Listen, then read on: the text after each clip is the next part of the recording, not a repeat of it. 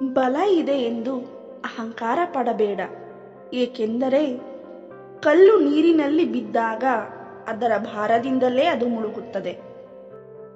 ತಾನು ಯಾರಿಗೂ ಅನಿವಾರ್ಯವಲ್ಲವೆಂದು ತಿಳಿದಾಗ ಮನುಷ್ಯನ ಅಹಂಕಾರ ತಾನಾಗಿಯೇ ಕಡಿಮೆಯಾಗುತ್ತದೆ.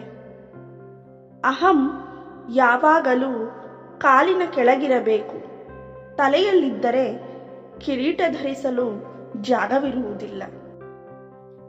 ನಮ್ಮ ಅಹಂಕಾರ ನಮ್ಮೆದುರಿಗೆ ಮುರಿದು ಬೀಳುವಾಗ ಆಗುವ ಸಂಕಟ ಹೇಳಿ ಮುಗಿಯುವುದಲ್ಲ.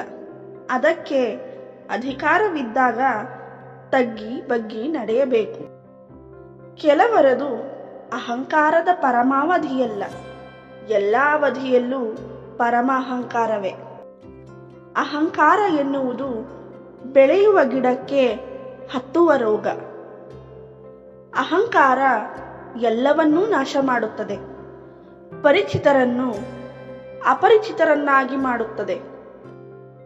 ಅಹಂಕಾರ ಹೇಗೆ ಮನುಷ್ಯನನ್ನು ಅಂಧಕಾರಕ್ಕೆ ದೂಡುವುದೋ ಹಾಗೆಯೇ ಅತಿಯಾದ ನಂಬಿಕೆ ಕೂಡ ಮನುಷ್ಯನ ಅವನತಿಗೆ ಕಾರಣವಾಗುತ್ತದೆ. ತಿಳುವಳಿಕೆ ಇಲ್ಲದವರನ್ನು ಒಪ್ಪಿಸುವುದು ಸುಲಭ, ಹೆಚ್ಚು ತಿಳಿದವರನ್ನು ಒಪ್ಪಿಸುವುದೂ ಸುಲಭ. ಆದರೆ ಅಲ್ಪ ತಿಳಿದುಕೊಂಡು ಅಹಂಕಾರ ಪಡುವ ಮನುಷ್ಯನನ್ನು ದೇವರಿಂದಲೂ ಕೂಡ ಒಪ್ಪಿಸಲು ಸಾಧ್ಯವಿಲ್ಲ.